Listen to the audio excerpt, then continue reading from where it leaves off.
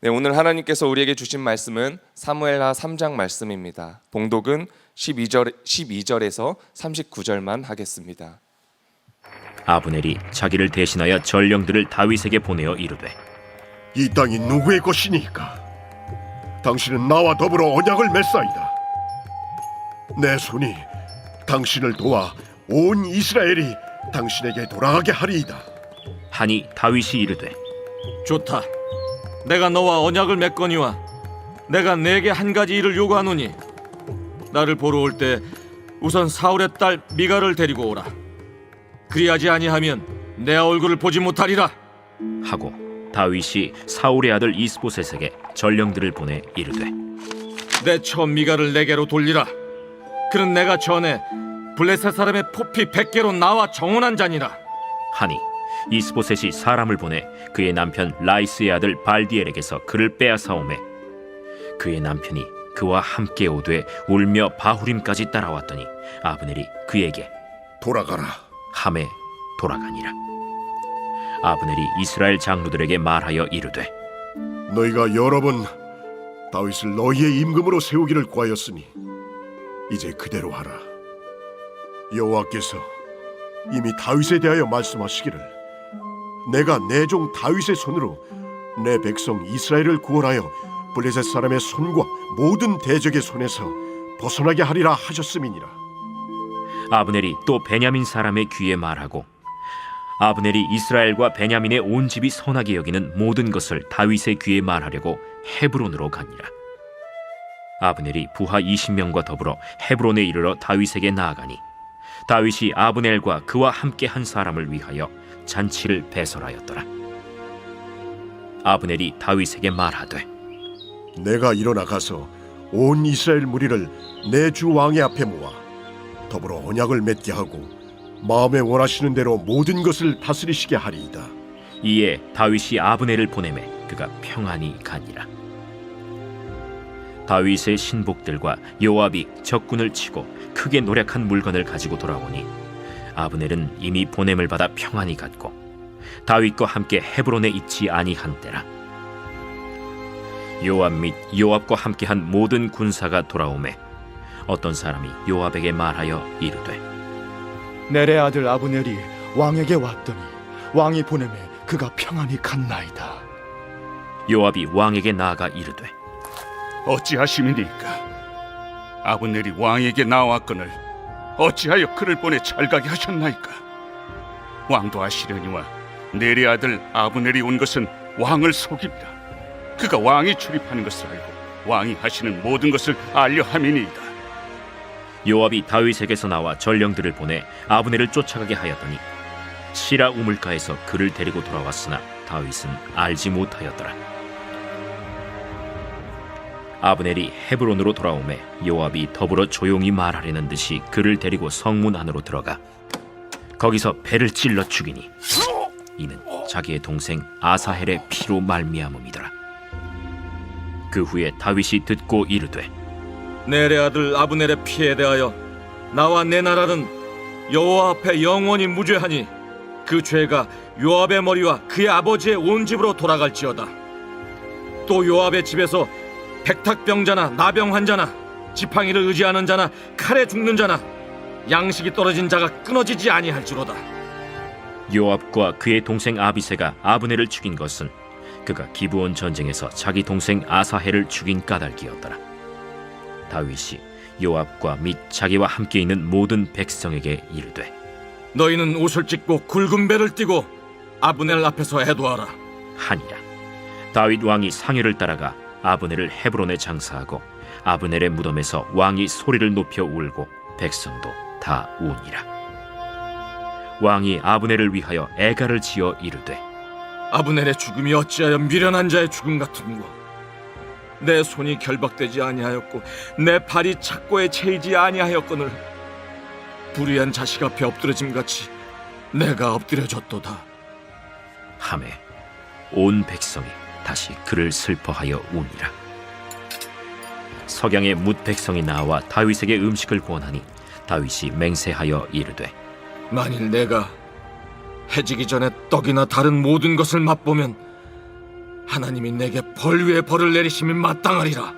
하매 온 백성이 보고 기뻐하며 왕이 무슨 일을 하든지 무리가 다 기뻐하므로 이날에야 온 백성과 온 이스라엘이 넬의 아들 아브넬을 죽인 것이 왕이 한 것이 아닌 줄을 아니라. 왕이 그의 신복에게 이르되 오늘 이스라엘의 지도자여 큰 인물이 죽은 것을 알지 못하느냐? 내가 기름 부음을 받은 왕이 되었으나 오늘 약하여서 스루야의 아들인 이 사람들을 제어하기가 너무 어려우니 여호와는 악행한 자에게 그 악한 대로 갚으실지로다. 하니라. 아멘. 하나님의 말씀입니다. 네, 오늘 사무엘하 3장 말씀을 통하여서 우리는 두 사람 아브넬과 요압이 살고 있는 세상에 대해서 함께 나눠보고자 합니다. 그리고 더 나아가서 이 세상을 살고 있는 우리의 정체성을 분명히 깨닫고 또 하나님의 마음에 합한 거룩한 백성의 삶을 살아가시는 저와 여러분들이 다 되시기를 축복합니다. 네, 이 장에서 다윗은 헤브론에서 왕으로 기름 부음을 받습니다. 그 유다 지파 한 지파의 왕이 된 것이죠. 그 11개의 지파는 사울의 아들 이스보셋이 다스렸습니다. 분열되어 있는 상태로 계속해서 이어져 가고 있습니다. 그런데 정세가 이제 많이 바뀌었어요. 사무엘하 3장 1절을 보시면 사울의 집과 다윗의 집 사이에 전쟁이 오래매 다윗은 점점 강하여 가고 사울의 집은 점점 약하여 가니라. 다윗은 헤브론에서 한 지파를 다스렸지만 11개의 지파보다 그 세력과 힘이 점점점 강대해져 갔습니다. 이러한 상황 속에서 우리는 먼저 아브넬의 세상을 살펴보고자 합니다. 그는 사울의 아들 이스보셋이 있음에도 11개의 지파가 다스리는 그 세상에서 왕처럼 군림했던 사람입니다. 아브넬은 어떠한 사람인가? 3장을 보면 그는 하나님의 말씀을 알고 있던 사람입니다. 그리고 백성들의 요구를 알고 있던 사람입니다. 그럼에도 자신이 그 나라를 좌지우지하는 것을 볼 수 있습니다. 자신의 유익과 자신의 만족 때문에 그렇게 좌지우지한 것이죠. 아브넬이 그의 왕인 이스보셋에게 한 말을 한번 들어보십시오. 여호와께서 다윗에게 맹세하신 대로 내가 이루게 하지 아니하면 하나님이 아브넬에게 벌 위에 벌을 내리심이 마땅하니라. 하나님께서 맹세를 하셨대요. 다윗에게 맹세를 하셨는데 그 맹세는 무엇이냐면 곧 이 나라를 사울의 집에서 다윗에게 옮겨서 그의 왕위를 단에서 브엘세바까지 이스라엘과 유다에 세우리라 하시는 맹세입니다. 아브넬은 분명히 다윗에게 하신 하나님의 맹세를 알고 있었습니다. 그럼에도 불구하고 계속해서 이스라엘을 분열 상태로 유지시켰습니다. 결과적으로 이 아브넬은 하나님의 말씀을 무시한 것입니다. 그런데 12절 이후로는 그의 입장이 바뀐 것을 볼 수 있어요. 이스라엘 11개의 지파 장로들을 불러 모아서 회의를 합니다. 그 회의의 안건이 무엇이냐면 당신들이 요구한 대로 이제 다윗을 우리의 왕으로 모시자는 거예요. 네, 사무엘하 3장 17절 18절 말씀입니다. 아브넬이 이스라엘 장로들에게 말하여 이르되 너희가 여러 번 다윗을 너희의 임금으로 세우기를 구하였으니 이제 그대로 하라. 이 아브넬은 알고 있었습니다. 분열이 끝나고 이스라엘이 하나가 된다면 내가 이스라엘의 2인자가 되겠구나라는 것을 알고 있었습니다. 때문에 이스보셋을 섬기면서 점점 몰락해가는 나라가 아니라 다윗을 섬기면서 점점 강성해지는 그 나라의 2인자로 남고 싶었던 것입니다. 자, 아브넬은 다윗을 향한 하나님의 맹세, 하나님의 말씀도 알고 있었습니다. 그리고 다윗을 왕으로 모시고자 했던 이스라엘의 11개 지파 장로들의 요구도 알고 있었습니다. 그런데 그는 하나님이 다스리는 그 세상에 살고 싶은 마음은 없었던 것 같습니다. 그저 내가 누릴 만큼 누리고 싶은, 내가 즐길 만큼 즐기고 싶은, 내가 가질 만큼 가지고 싶은 그 세상 속에 남아있기를 원했던 것입니다. 그리고 지금 다윗과 화친하여서 이스라엘을 하나로 하는 것, 그것 또한 하나님의 뜻, 하나님의 나라와는 관계없어 보입니다. 그저 자신의 목적, 또 자신의 이익을 위한 선택이었다는 것을 우리는 보게 됩니다. 자, 아브넬이 살고 있던 세상은 자신의 욕망에 따라서 하나님의 말씀과 또 이웃의 목소리를 무시하는 세상이었습니다. 자, 그렇게 아브넬이 다윗과 화친하기 위해서 헤브론을 다녀갔습니다. 그리고 이 소식을 들었던 사람이 있어요. 누구냐면 다윗의 최측근이자 2인자였던 요압 장군이 이 소식을 듣게 됩니다. 요압 및 요압과 함께한 모든 군사가 돌아오매 어떤 사람이 요압에게 말하여 이르되 넬의 아들 아브넬이 왕에게 왔더니 왕이 보내매 그가 평안히 갔나이다 하니. 자, 이 소식을 들었던 요압이 반응이 어떠했을까요? 반응이 심상치 않습니다.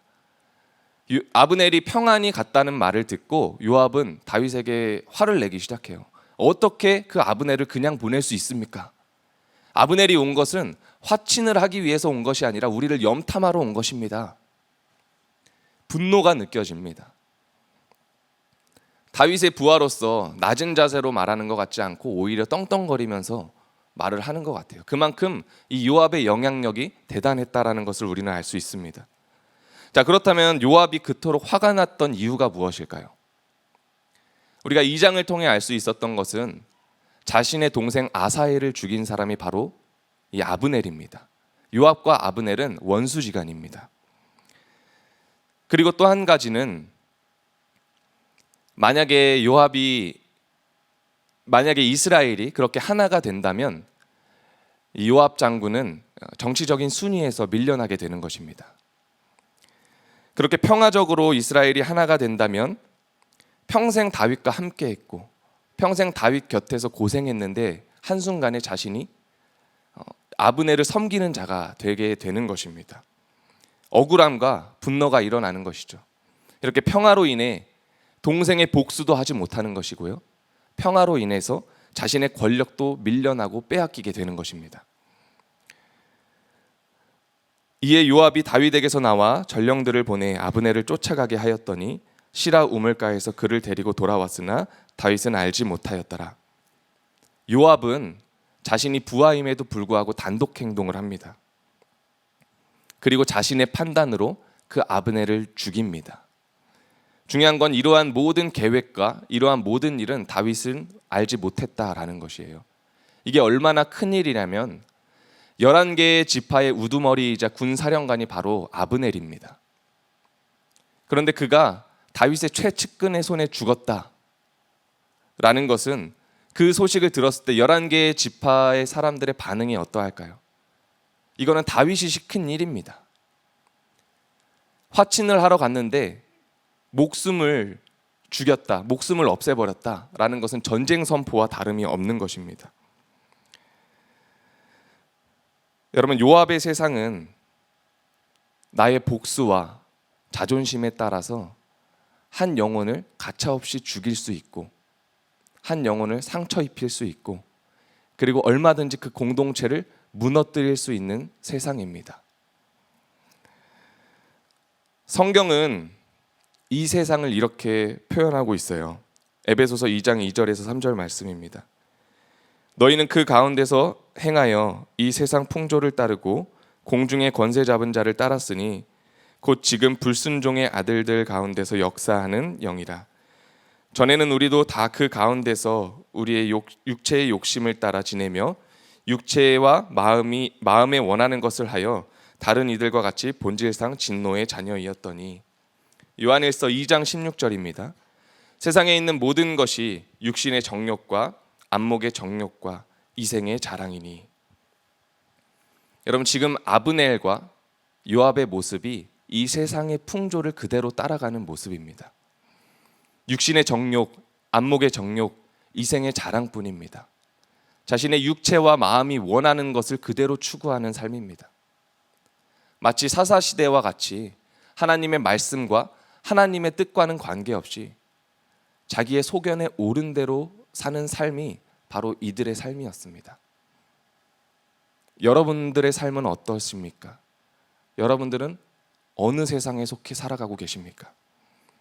교회를 나서서 가정에서 또는 일터에서 또 여러분들이 누구를 만나던 여러분들이 품고 있는 생각 또 여러분들의 마음의 중심은 무엇을 추구하고 있고 무엇에 치중되어 살아가고 계십니까? 나도 모르게 주님이 아닌 세상이 주는 나의 유익과 만족, 그 욕심에 따라 살아가고 계십니까? 아니면 누군가를 비난하고 정죄하며 영혼을 살리는 일이 아니라 영혼을 죽이는 일에 가담하고 계시진 않으십니까? 우리는 말씀을 통해 계속해서 우리의 삶을 점검해 나가야 할 것입니다. 자, 다윗은 서로가 서로를 죽이는, 서로가 서로를 미워하는 그 이기적인 아브넬과 요압이라는 세상 한복판에 서 있습니다. 다윗이 추구하고 다윗이 꿈꿨던 나라는 어떤 나라였을까요? 아브넬과 같이 나의 유익과 탐욕을 최우선으로 하는 나라였을까요? 아니면 요압과 같이 복수와 자존심,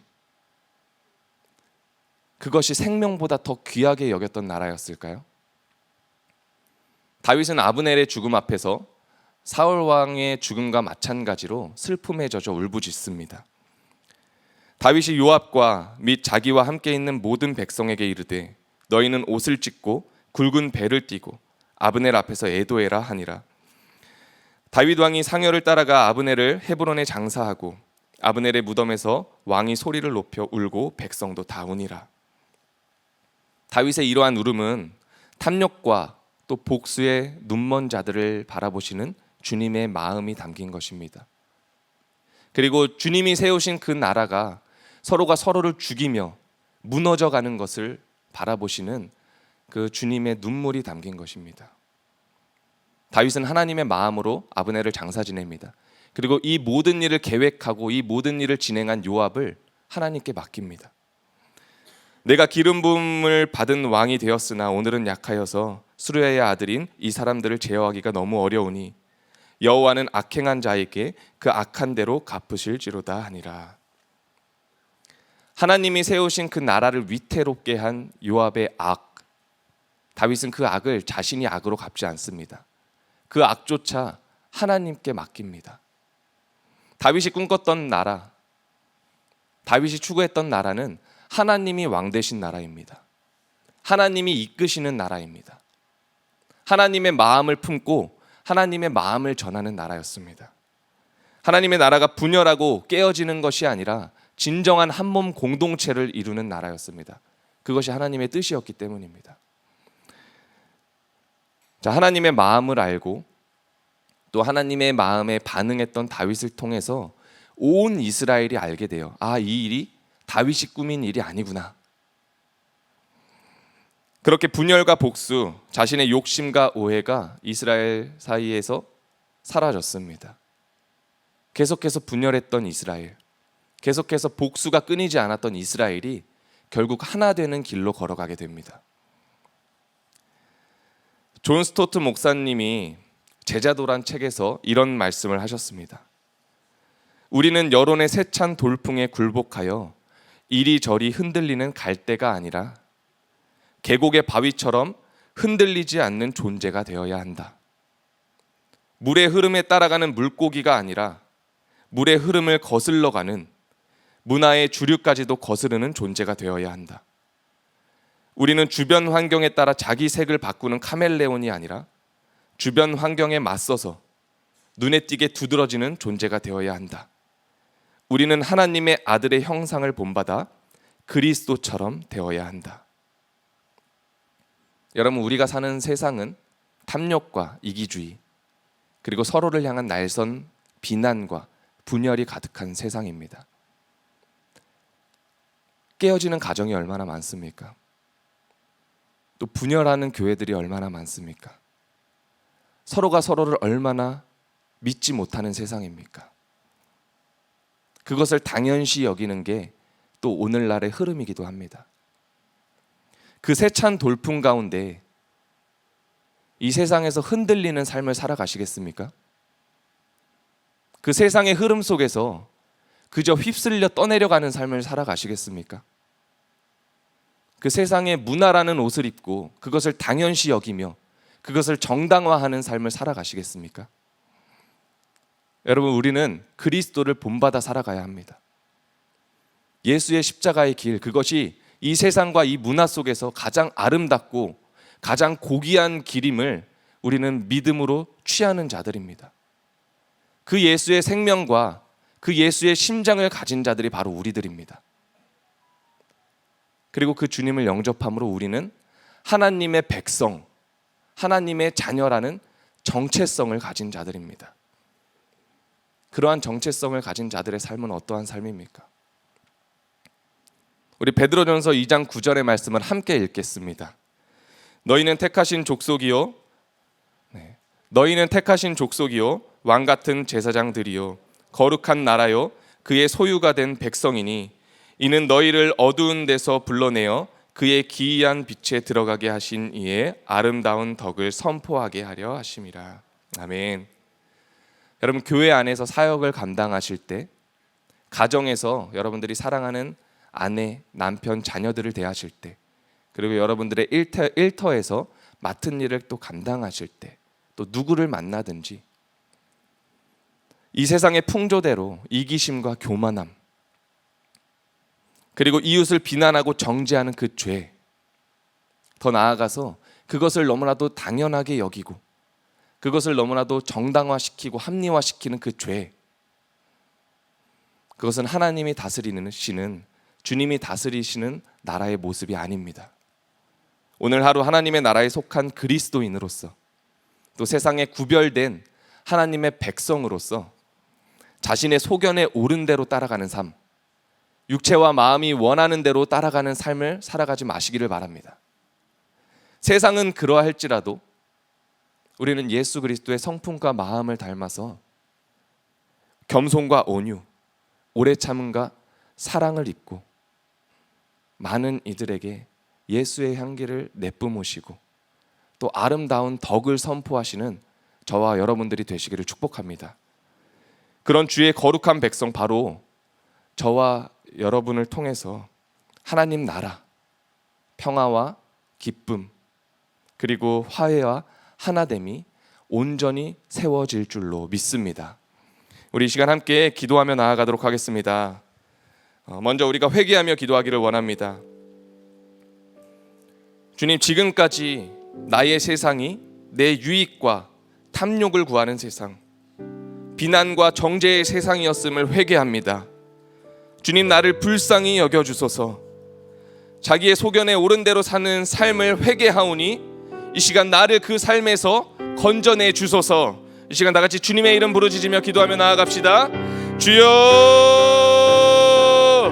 주님, 이 시간 간절히 회개하며 나아갑니다.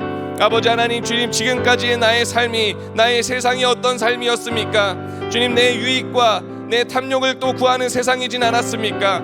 또 이웃을 비난하고 정죄하는 세상이었지 않았습니까? 주님, 그러한 세상 속에서 발을 담고 살아갔던 나를 용서하여 주시옵소서. 나를 불쌍히 여겨 주시옵소서. 간절히 주님 앞에 나아가오니 자기의 소견 내에 옳은 대로 살아갔던 나의 삶을, 또한 내 육체와 마음이 원하는 것을 따라갔던 삶을 회개합니다.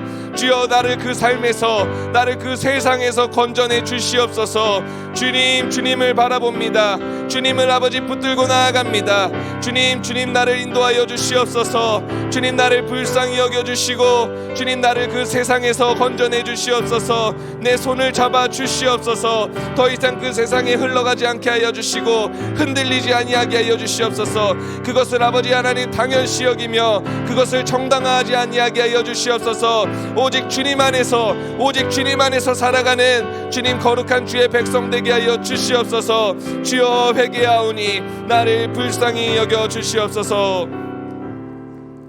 우리 이 시간 함께 결단하며 기도하기를 원합니다. 내가 있는 어디라도 하나님 나라가 온전히 세워지게 하옵소서. 오늘의 삶 가운데 그리스도의 아름다운 덕을 선포하게 하시고 나를 만나는 모든 사람들이 주의 기쁨과 평안과 사랑을 느끼게 하여 주시옵소서. 이 시간 다 같이 기도하며 나아가도록 하겠습니다. 주여, 시간 아버지 하나님 결단하며 기도하며 나아갑니다. 내가 있는 곳 어디라도 하나님의 나라가 온전히 세워지게 하여 주시옵소서. 아버지 하나님의 나라에 처한 아버지 살아가는 거룩한 그 정체성이 회복되게 하시고 내 예수의 생명을 지니고 또한 예수의 심장을 지니고 이 세상 속으로 나아가게 하여 주시옵소서. 오늘의 삶 가운데 그리스도의 아름다운 덕을 선포하게 하여 주시옵소서. 예수의 향기를 내뿜는 삶을 살아가게 하여 주시옵소서. 아버지 하나님, 나를 만나는 모든 사람들이 주님의 기쁨을 누리게 하시고 주님의 평안을 느끼게 하시고 주님의 사랑을 느끼게 하여 주시옵소서. 나를 통하여서 주님의 나라가 온전히 세워지는 놀라운 은혜를 경험하게 하여 주시옵소서. 주님, 나를 그렇게 사용하여 주실 줄로 믿습니다. 내가 있는 곳 어디든지 내가 만나는 누구든지 주님을 알게 되게 하시고 주님을 보게 되는 놀라운 은혜의 삶 살게 하여 주시옵소서.